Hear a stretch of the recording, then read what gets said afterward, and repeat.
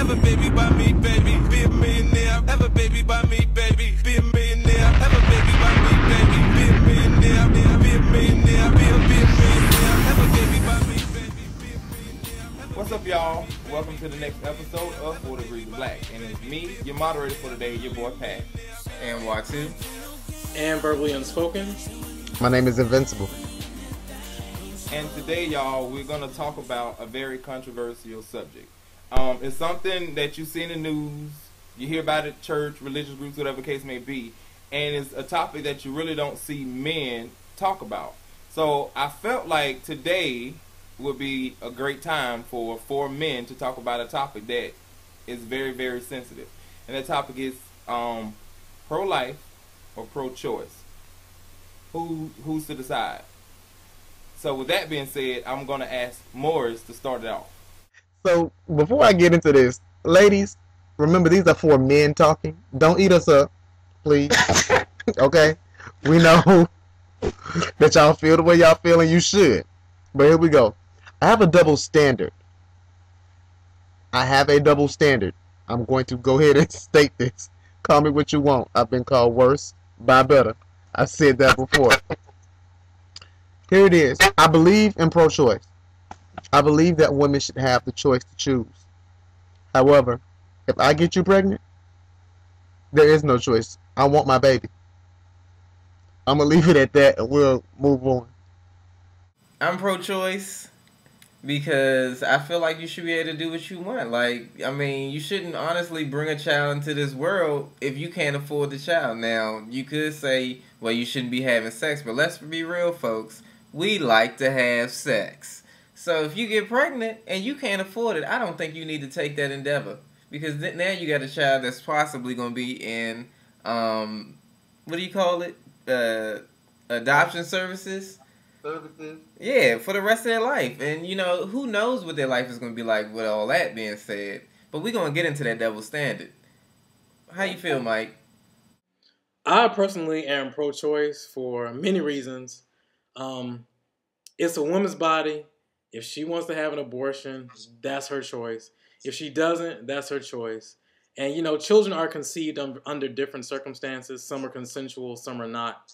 And primarily for that reason, I think women should always have a choice to decide whether or not they want to keep or terminate their pregnancy.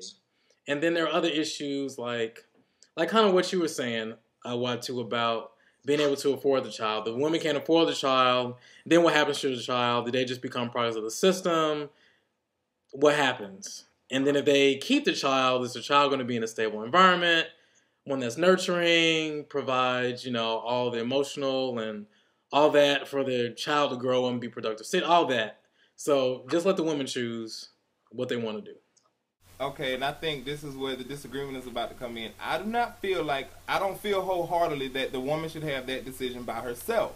She didn't lay down to have that child by herself, so that decision should not be made just by her. Now, I do understand it is her body. She's the one that got to carry the baby through its term. However, that male in that particular situation should also have a choice in it. Now, there are these extenuating circumstances to where somebody may not know who the daddy is and gets that and the third and the case may be whatever.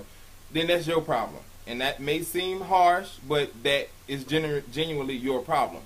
Now, if you had like one of those circumstances where you got raped and, you know, a baby came out of that, then if that's what you decide to do, then that's what you decide to do. But I think that if the male is in your life and he's going to be in that child's life, then he should also make that decision.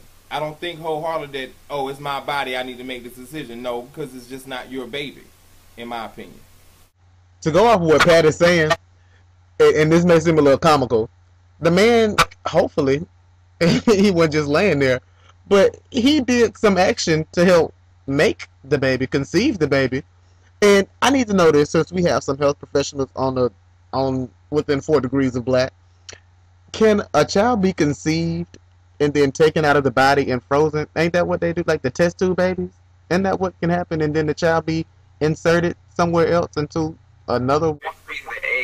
I think they freeze the egg or they freeze the sperm, but not the actual child.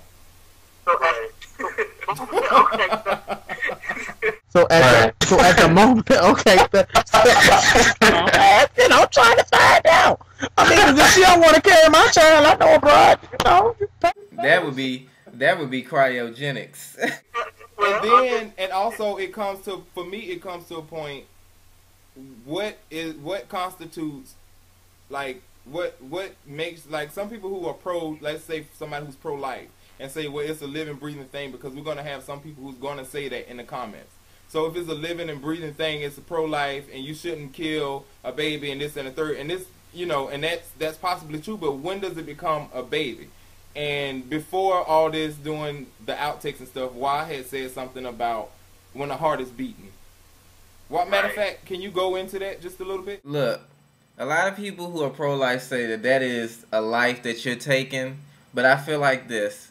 If it is not a beating and pumping heart in that child, or, I mean, well, not in the child, but in that embryonic stage, when it's going from embryo into, like, a physical child, if there's not a beating heart, there is no life. And I had a conversation with someone else, a fellow YouTuber, a while ago about that, and I said, well, you eat eggs in the morning for breakfast. You taking a chicken's life. You know what I'm saying? You taking a chicken's life every time you crack that egg open and make you a egg sandwich, or you go to McDonald's and get an egg McMuffin. You took a chicken's life. You know what I'm saying? So that's why I don't go with the whole embryo thing. I want to, but if I eat a McChicken with cheese at lunch, then I done ate a full one. So I'm gonna have to disagree with you on that. I understand what you're saying, but on that demonstration, I have to disagree with you. And this is where I'm gonna go with that. You said a very important thing, which is why I'm gonna have to let you slide with the way that you feel, because you said you feel. The way I feel about a child's life is at the moment where the egg and the sperm meet. That is where life begins. How I feel. People believe different things. Science may say one thing, and then depending on your religious beliefs, you may believe a whole nother thing.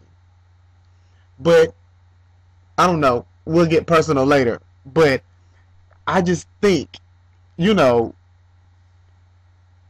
I was that embryo child or that zygote or whatever it is and wasn't given an opportunity to live, and you weren't, then what will be happening right now while people are watching this video? And I know that's probably an ending statement, but go ahead.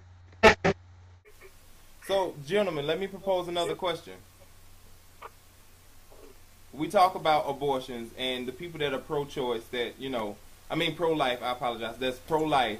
They're going to say that it's, like you said, it's a living and breathing thing, and this and the third. Now, I do have a question, and it's going to seem like comical, but it's really not. If a child is truthfully a child once the sperm enters the egg and it fertilizes it, then how come that child isn't counted on the census? Like when they do the U.S. Census, that child is not counted on the census. You can't even count that child on your taxes until a certain point. And once that, like say for instance, if you had a miscarriage, if you have a miscarriage, a lot of people that have miscarriages, that child is not getting a funeral, even though it's a child. It's, oh, she just had a miscarriage. It's getting a flush. So, everything, and this is about the census. To everything, there are rules. And so I don't make the rules up about the census.